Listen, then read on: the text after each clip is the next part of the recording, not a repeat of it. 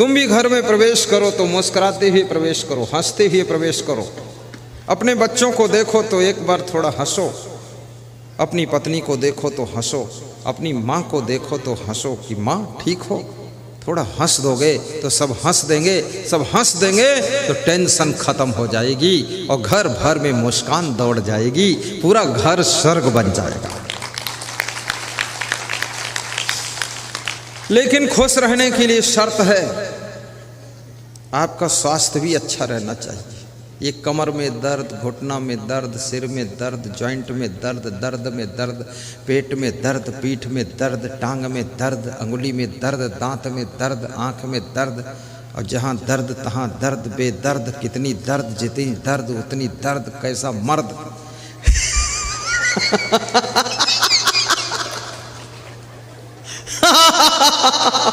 इतनी दर्द। मैं लखनऊ में सत्संग करने गया तो वहाँ एक महंत भजन गा रहा था कि गुरुजी पिलाई दे ज्ञान की बूटी, दर्द मोरे नस नस में।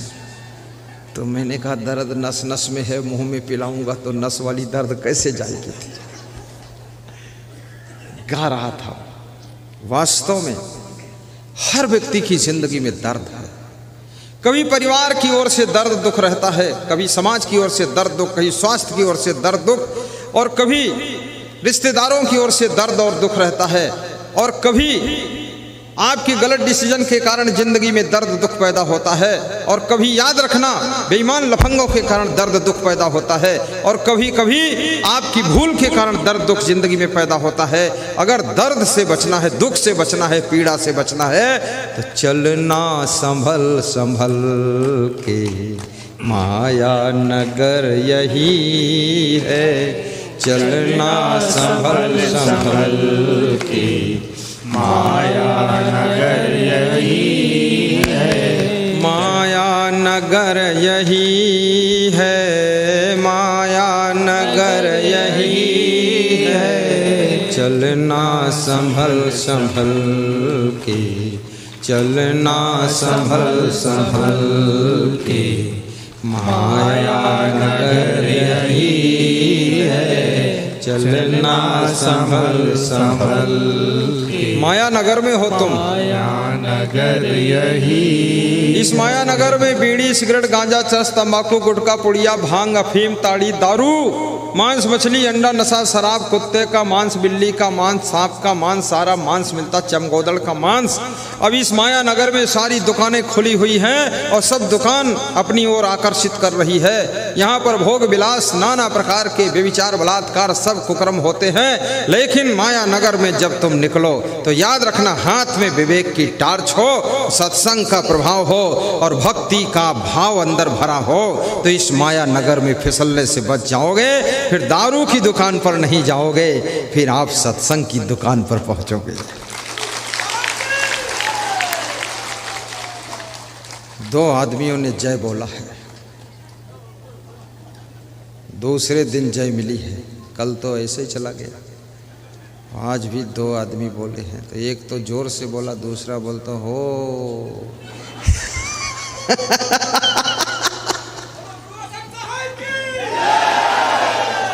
खड़े होकर बोलो, तब लगे जिंदा हैं सब लोग। हाँ बोलो।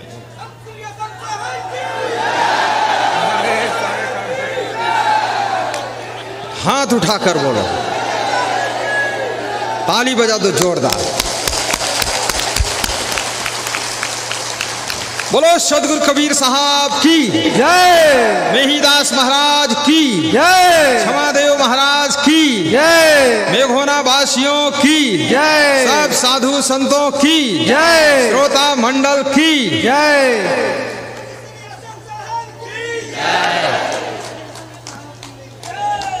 एक सेकंड में बैठ जाओ फट से।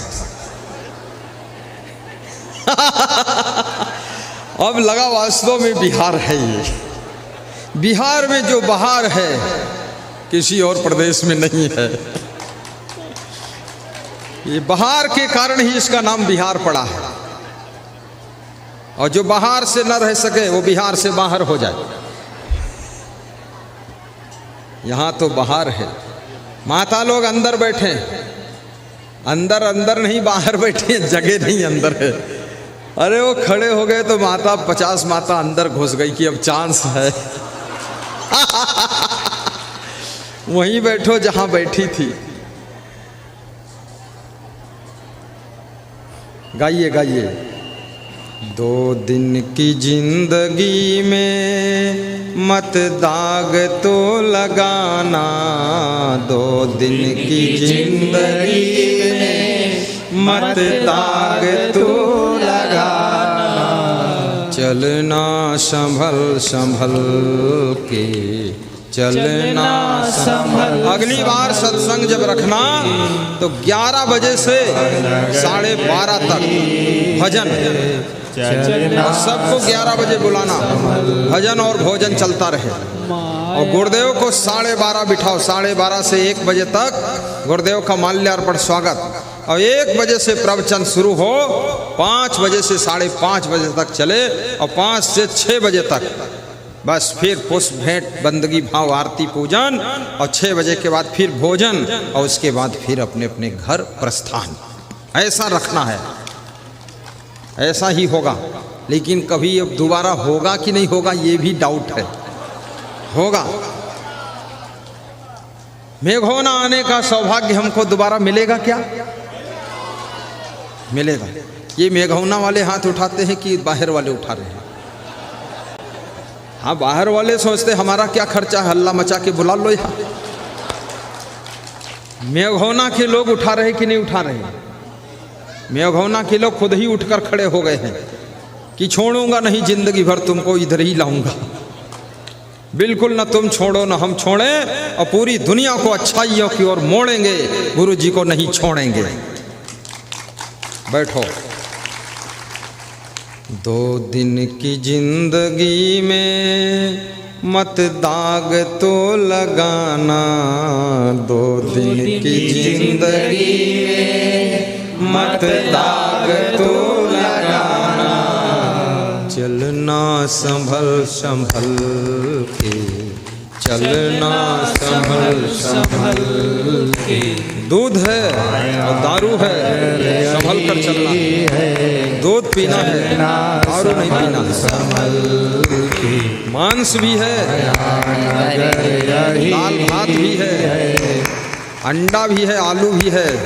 आलू खाना है, अंडा नहीं खाना है।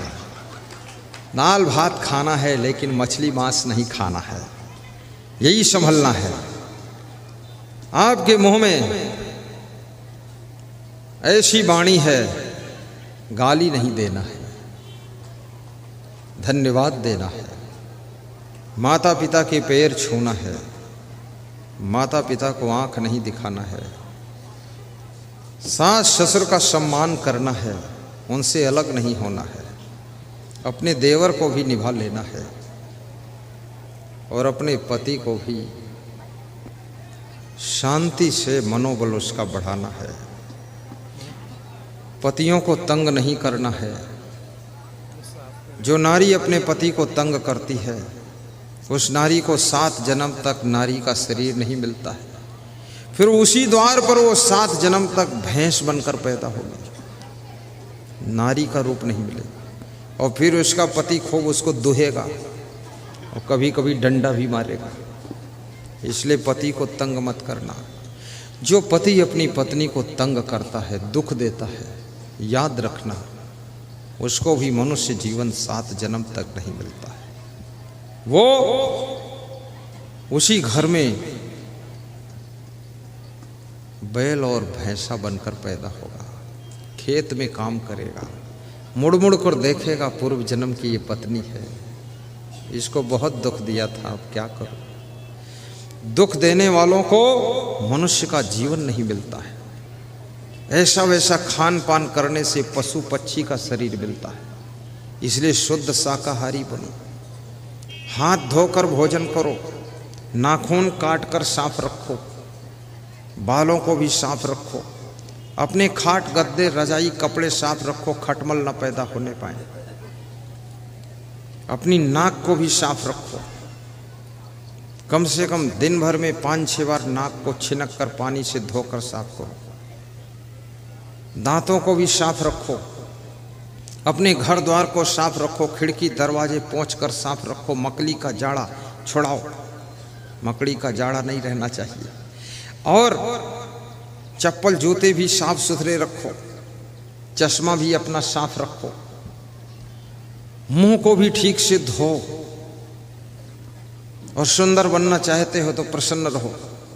प्रसन्नता तुमको सर्व सुंदर बना देती है, क्रोध तुमको बदसूरत बना देता है।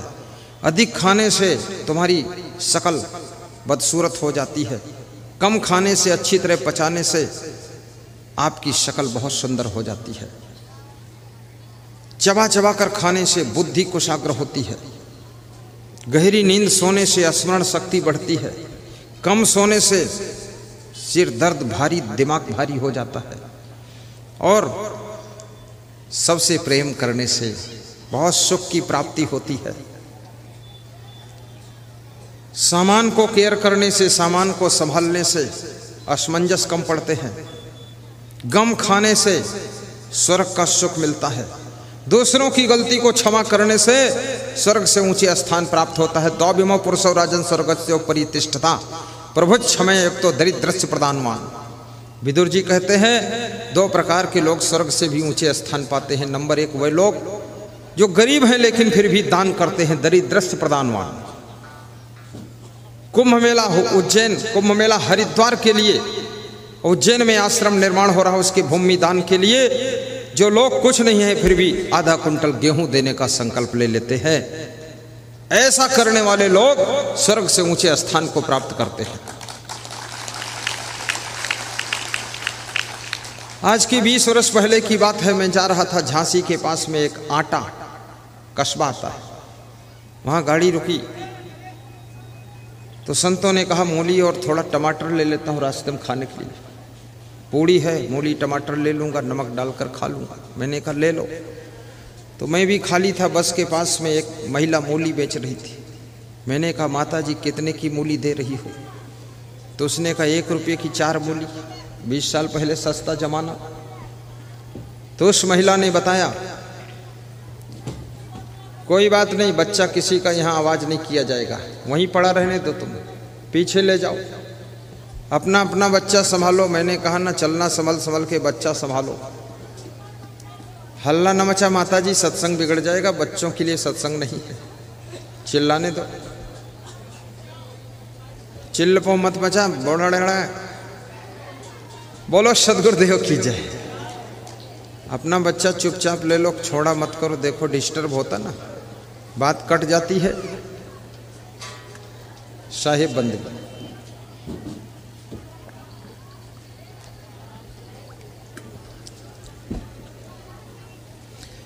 तो उस बूढ़ी महिला से मैंने कहा मूली माता जी कितने में दे रही हो? 1 रुपये की 4। तो मैंने कहा दे दो 20 मूली माता जी। तो उसको मैंने 20 मूली के 5 रुपये देना था, लेकिन हमने कहा इसको 10 दे दो, गरीब है महिला। तो जब उसको 10 दिया तो उसने क्या कहा, मैं साधु से नहीं लेती हूँ और तुम्हारा सब कुछ ठीक लगता है, लेकिन तुमने कहीं अपना घर बनाया है? हमने कहा घर नहीं बनाया माता जी। तो उसने 2 रुपया निकाल कर हमको दिया कि जाओ घर बना लेना, इधर उधर मत घूमा करो।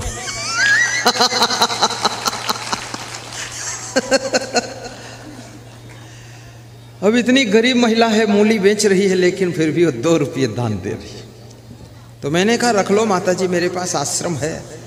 अरे बोले तुमसे गरीब हम थोड़े हैं, तुम जाओ ले जाओ। गरीबी में भी जो दान करता है, बलवान होते हुए, मजबूत होते हुए भी जो कमज़ोर से कमज़ोर गलती करने वाले को क्षमा कर देता है, माफ़ करता है, उसे स्वर्ग से ऊंचे स्थान मिलता है। आपकी बहू से गलती हो जाए उसको क्षमा भी करना, सास ससुर से गलती हो जाए उनको माफ़ करना। गलती को क्षमा करने वाला विष्णु भगवान के समान होता है। भृगु जी ने विष्णु भगवान को लात मारा था और विष्णु भगवान ने क्षमा कर दिया था, और जिन्होंने क्षमा किया था उनकी संसार में पूजा होने लगी, और जिन्होंने लात मारा था उनका पूजा से स्थान समाप्त हो गया। परशुराम के पिता थे भृगु जी। परशुराम भी क्रोधी थे और उनके पिता भी बहुत क्रोधी थे। किसी किसी के घर में पूरा ब्लड ग्रुप क्रोधी होता है, बहुत क्रोध आता है, और ये क्रोध लक्ष्मी को नष्ट करता है। ऊंचे पद पर तुमको पहुंचने के लिए क्रोध बाधा डाल देता है। संयच्छति यो न बेगम उत्थितम क्रोधा हर्षयो सा श्रियो राजनम भाजन यश आपत्स न मुह्यति। विदुर जी कहते हैं जो अपने क्रोध को काबू कर लेता है, अपनी खुशियों को भी पचा लेता है, वह व्यक्ति राज्य और लक्ष्मी का अधिकारी बनता है और उसकी आपत्तियां कम होने लग जाती हैं। इसलिए कभी क्रोध आए, क्रोध में राजनीतिक पार्टी मत बदलना, क्रोध में आकर के अपने माँ बाप को मत छोड़ देना, क्रोध में आकर के अपने सास ससुर से भी दूर मत होना। थोड़ा थोड़ा मिलते जुलते रहना, लेकिन इतने मजबूत बनो कि सबको मदद करने लायक बनो, लेकिन किसी की तरफ मदद की आशा मत रखो। याद रखना, सूरज सबको रोशनी देता है, लेकिन किसी से रोशनी पाने की आशा नहीं रखता है। इसलिए सूर्य को भगवान कहा जाता है, जो सबको देना जानता है और लेने की आशा रखता है। नदियों को माँ कहा गया है, क्योंकि नदियाँ हमेशा जल देती रहती हैं। वृक्ष कबहु नहीं फल भखे, नदी न संचय नीर, परमारथ के कारणे साधुन धरा शरीर।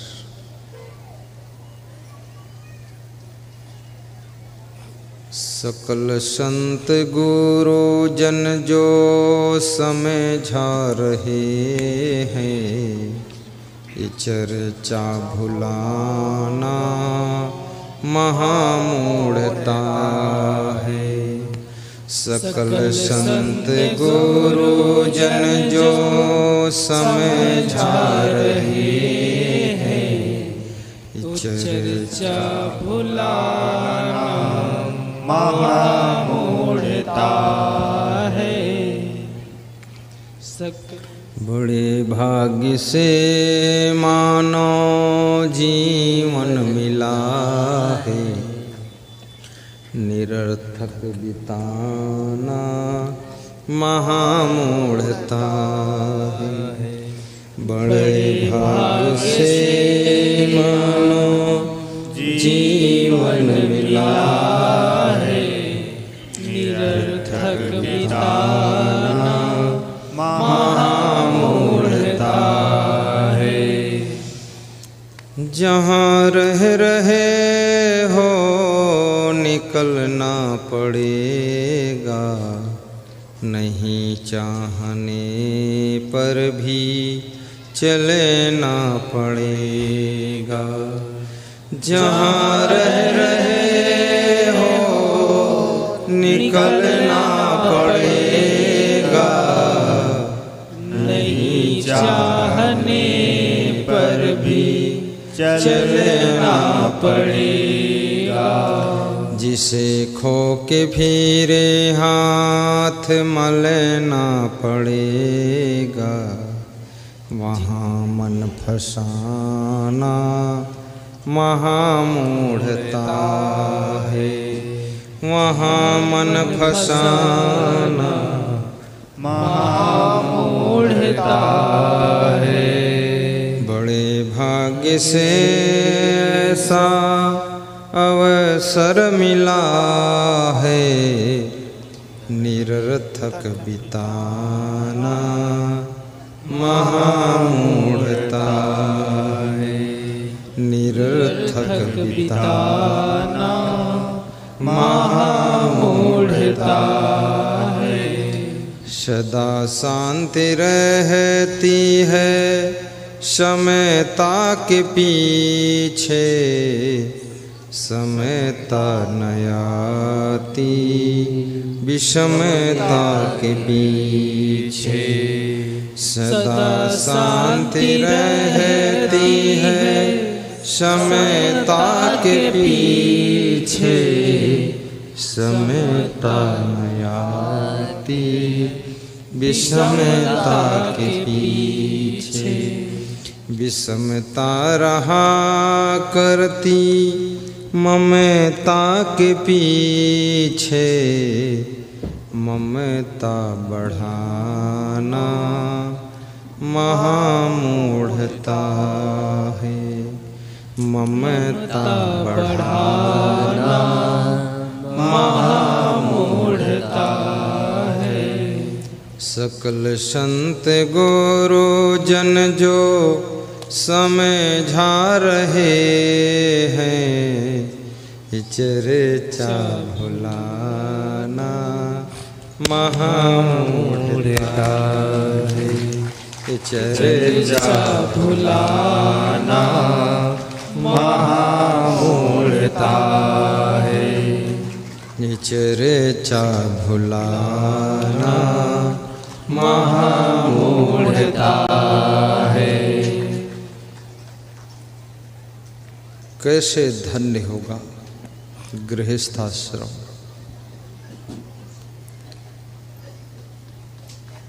शानंदम सदनम सुतास्तु कांता प्रियालापिनी,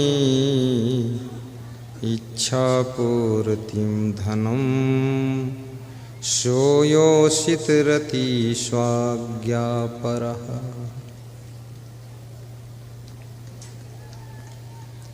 वह गृहस्थाश्रम धन्य है जिस घर में सदैव आनंद रहता है।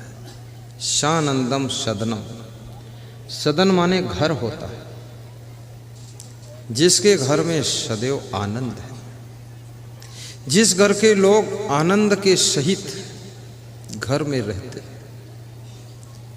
एक दूसरे को देख करके खुश होते हैं, जिस घर में सभी गुणवान हों और सभी बुद्धिमान हों, सभी चरित्रवान हों, सभी कलाकार हों, उस घर में आनंद का जन्म होता है। शानंदम सदनम सुतास्त सुधिया, और जिस घर के बच्चे बुद्धिमान हैं, पुत्र और पुत्री बहुत बुद्धिमान है, उस घर में सदैव आनंद रहता है। बुद्धिमान पुत्र बनो और बुद्धिमान पुत्री बनो, इस बात को गौर से समझना। कांता प्रिया लापनी, और जिस घर की स्त्रियां प्रेम के शब्दों में बातचीत करती हैं, वो घर आनंद भवन रहता है, मंगल भवन रहता है। मनुष्य की वाणी का बहुत बड़ा प्रभाव होता है। वो नारी नारायणी है जो हमेशा प्रेम से बोलती है, प्रेम से भोजन बनाती है, प्रेम से परोसती है, प्रेम से झाड़ू लगाती है, सबको खिलाकर प्रेम से खाती है और सुबह से लेकर शाम तक खुश रहती है। बच्चों को संस्कार देती है, अनुशासन देती है, सबको समझाती है, अपने पति का भी ख्याल रखती है, सास ससुर का भी ध्यान रखती है। वो नारी कोई साधारण नारी नहीं है, याद रखना, वो नारी नारायणी का अवतार है। और ऐसी नारी जिस घर में रहती है, वह घर केवल घर नहीं है, वो मंगल भवन है, वो आनंद सदन है, सानंदम सदनम है। इसलिए नारियों को सबसे ज्यादा गम खाना चाहिए। घर में जितनी खटपट है, क्योंकि स्त्री एक ऐसा इस संसार का प्राणी है जिसके पास में बहुत करुणा होती है, बहुत ममता होती है। अपनी मधुर ममता से पूरे परिवार को खुश कीजिए। अपनी करुणा से परिवार के बच्चे, बूढ़े, जवान सबको प्रसन्नता प्रदान कीजिए। अपने मीठे मीठे कार्यों से पूरे घर को आनंद से भर दीजिए। पति कितनी उलझन में हो, अगर उसके घर की नारियां सुलझी हुई है तो पति की उलझन भी कम हो जाती है। और नम्रता से सबको सुलझाया जा सकता है। आपने देखा होगा, आपके द्वार पर पला हुआ कुत्ता, आपके द्वार पर बंधा हुआ बछड़ा, बछिया, पड़वा, पड़िया, ये जो भी होते हैं, ये बछड़ा क्या करता है? जब उसके पास तुम जाते हो, थोड़ा पूंछ हिलाता है, कान हिलाता है और अपना मुंह, अपनी गर्दन लाकर तुम्हारे पैरों के पास में सटा कर खड़ा हो जाता है। तुम उसकी प्रेम भरी नम्रता को देख करके द्रवित हो जाते हो। सब टेंशन और चिंता भूल कर, मुस्कुरा कर अपना कोमल हाथ उस बछड़े के सिर पर रख देते हो।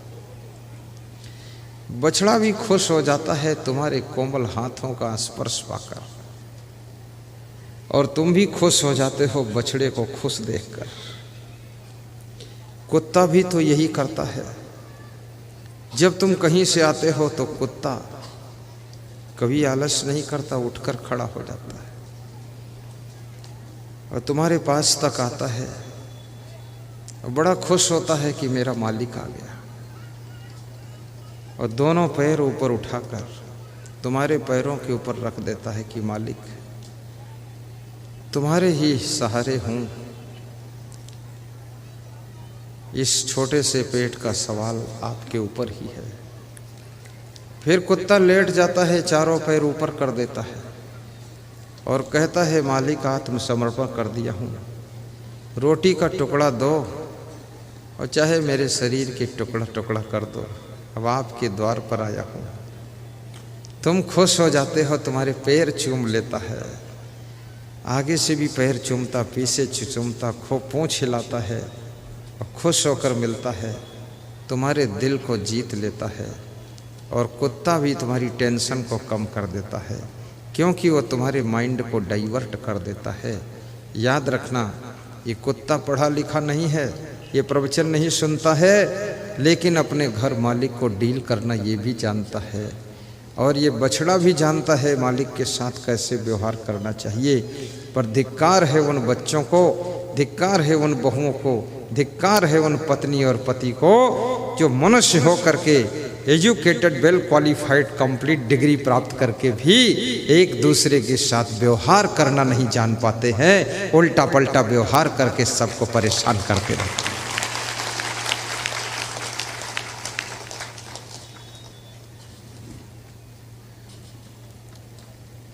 बड़ी प्रसन्नता हो रही है,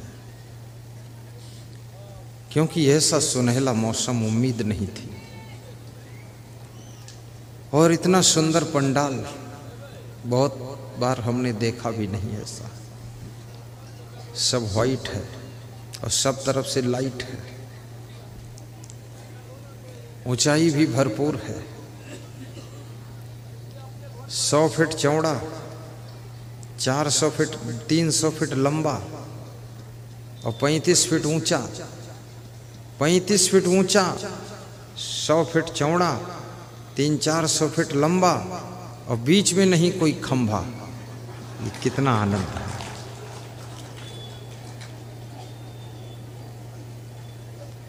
अच्छा लग रहा है। साउंड सिस्टम भी बहुत अच्छा है। आवाज साफ सुनाई दे रही कि नहीं? मीठी आवाज है कि नहीं? और शक्कर घोल दूं क्या इसमें?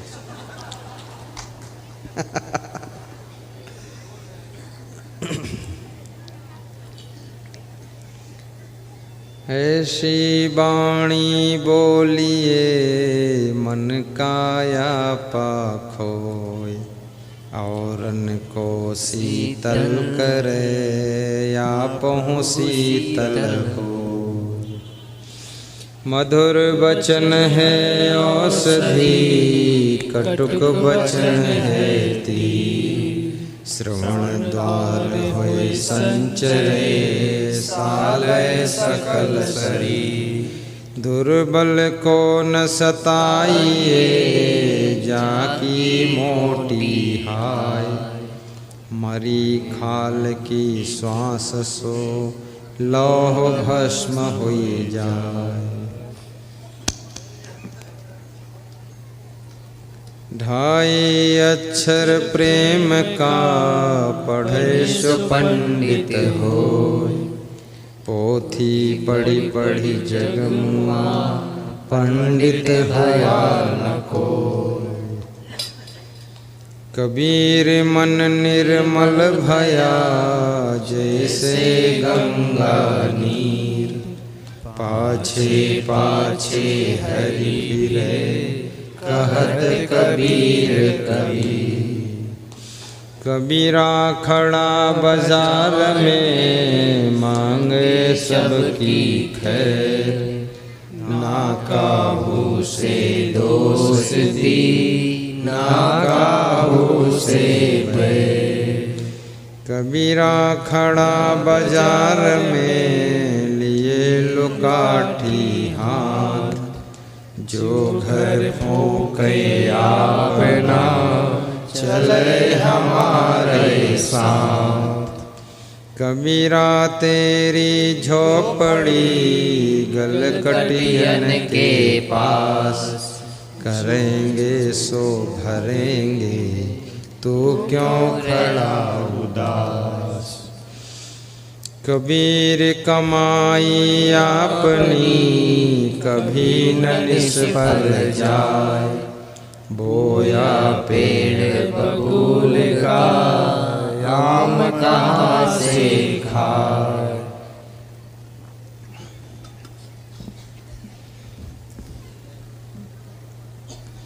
संगत की जय साधु की, हरे और की व्याधि। ओछी संगति क्रूर की, आठों पहर उपाय। नमन मरे न माया मरी, मरी मरी गया शरीर।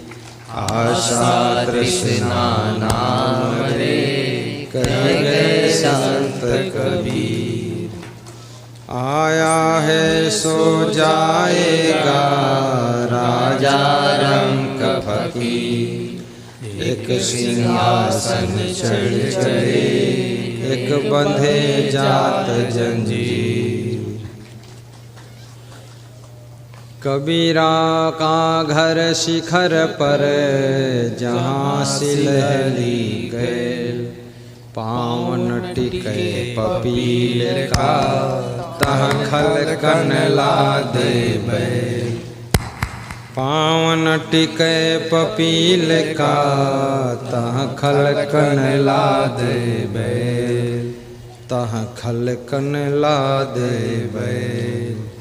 बोलिए सद्गुरु भगवान की जय, संत भगवान की जय। सानंदम सदनम सुतास्त सुधिया, कांता प्रियलापिनी। इच्छा पूर्तिम धनम सुयोषित रति, स्वाज्ञा परः सेवका। गृहस्थाश्रम कैसे धन्य होता है। जो मानुष गृह धर्मयुत, राखे शील विचार। गुरुमुख वाणी साधु संग, मन बच सेवा सार। संक्षिप्त में कहें तो इतना ही कहना है इच्छा पूर्तिम धनम।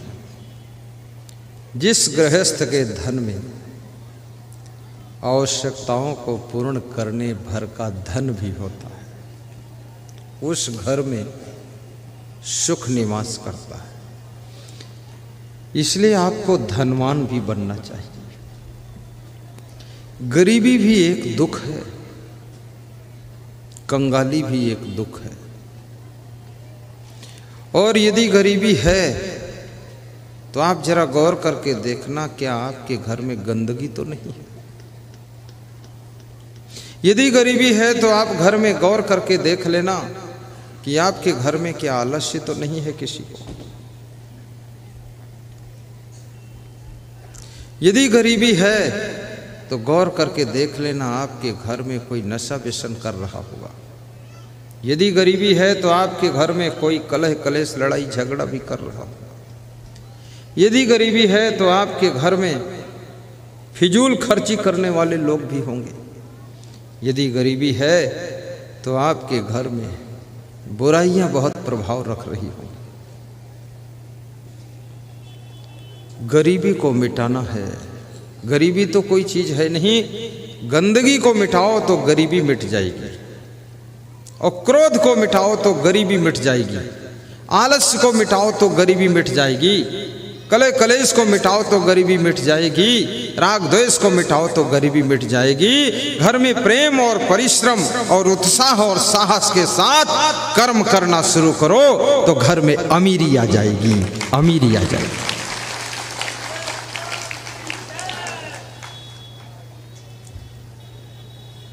आपस में प्रसन्न होकर के बात करो तो घर में अमीरी आएगी।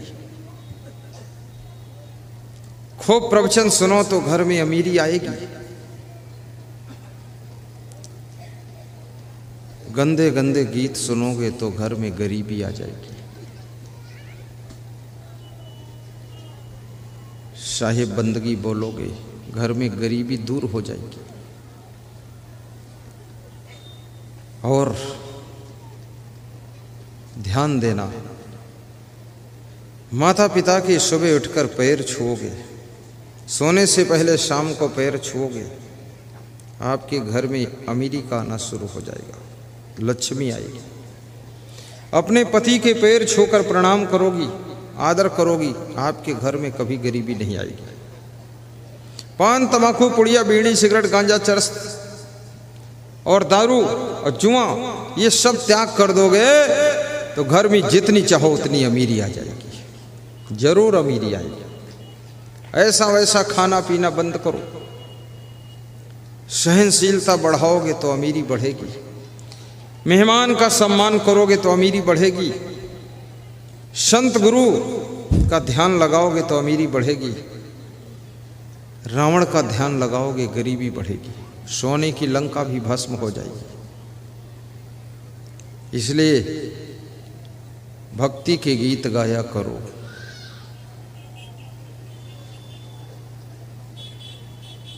गुरु जी पुकारा करेंगे, तुम्हारी शरण में गुजारा करेंगे।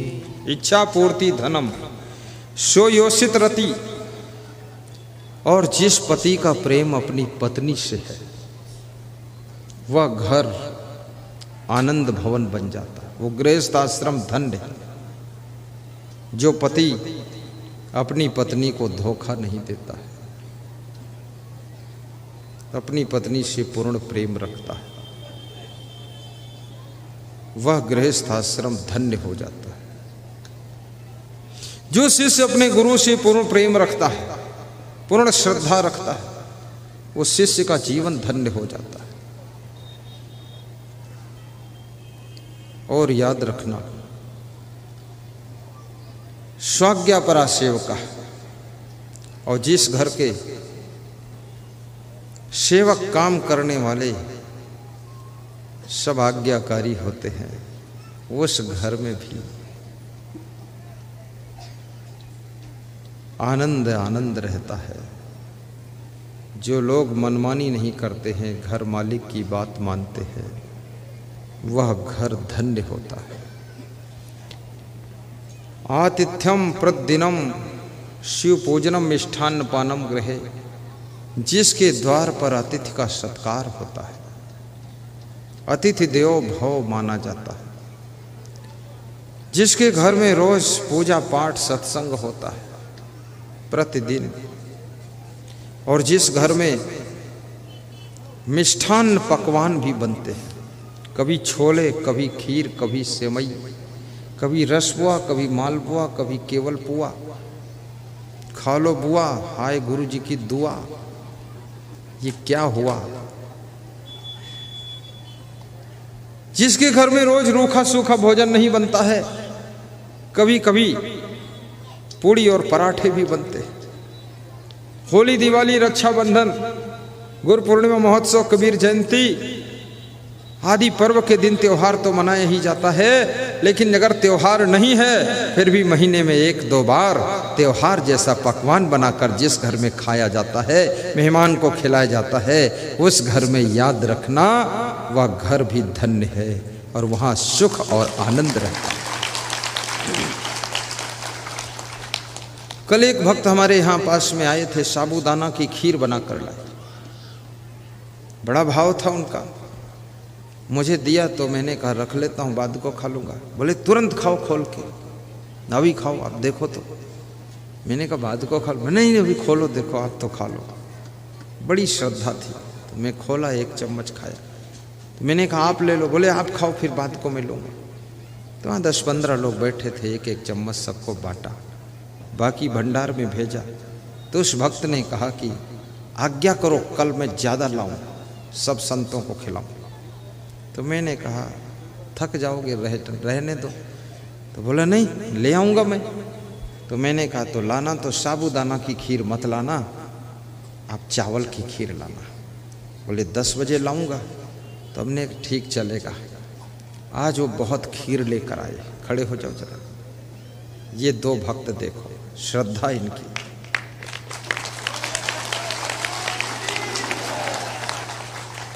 कौन गांव से हो?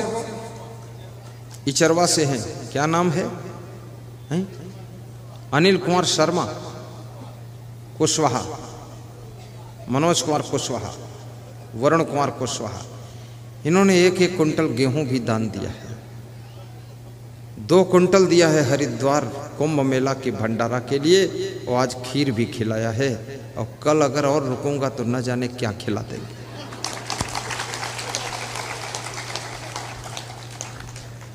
बैठो। सुबह सुबह आज एक भक्त दही मलवा भर के लाया और पेड़ा लाया।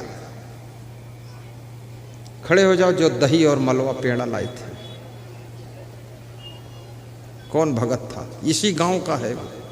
ये देखो भगत, क्या नाम है?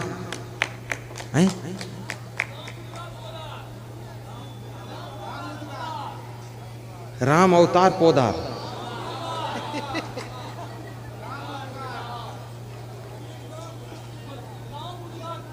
राम उद्गार पोदार।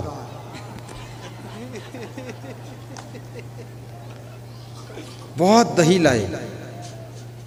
बोले गुरु जी को ही दूंगा। फिर मैं इनका दही खोल कर देखा, इतना सुंदर दही और बहुत पेड़ा। मैंने भंडारा में भेजा कि सब संतों को वितरण करो। सेवा का भाव है। और याद रखना, ये सेवा अतिथि देवो भव, आचार्य देवो भव, संत देवो भव, मातृ देवो भव, पितृ देवो भव, परस्पर देवो भव, राष्ट्र देवो भव। अतिथि की भी सेवा करो, संत की सेवा करो, गुरु की सेवा करो, राष्ट्र की सेवा करो।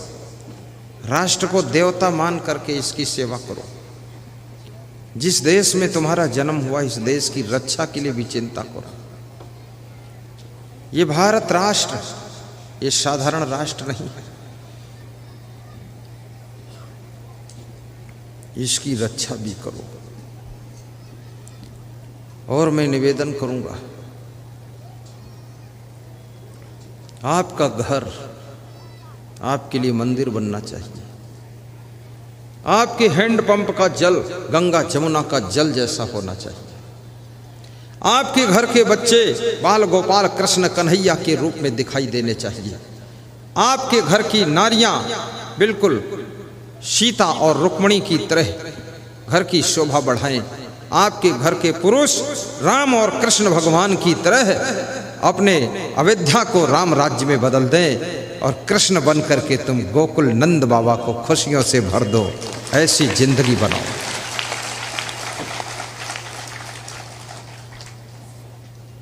प्रतिदिनम मिष्ठान्न पानम गृहे। अभी ये जो माइक हमारे संत जी चलाते, इलेक्ट्रॉनिक इंजीनियर, ये पकवान खूब बनाते। पकौड़ी, पकौड़ा, पूड़ी, कचौड़ी, इसके बड़े आर्टिस्ट हैं भाई, और इलेक्ट्रॉनिक इंजीनियर हैं। ये सब सिस्टम वही चलाते। ये टीवी में जो प्रवचन आता है वही सेट करके देते हैं, मोबाइल में जो डालते वही डालते हैं, लेकिन जहाँ देखते हैं चूल्हे पर कढ़ाई है तो वहाँ पहुँच जाते हैं और तुरंत पूड़ी कचौड़ी निकालने लग जाते हैं। ये भी एक कला है। और मैं निवेदन करूँगा, आपके अंदर जितनी कलाएं हों, जितने गुण हो, जितनी योग्यता हो, क्षमता हो, उसका पूरा सदुपयोग कीजिए, क्योंकि एक दिन मृत्यु आएगी, इस शरीर को मृतक कर देगी।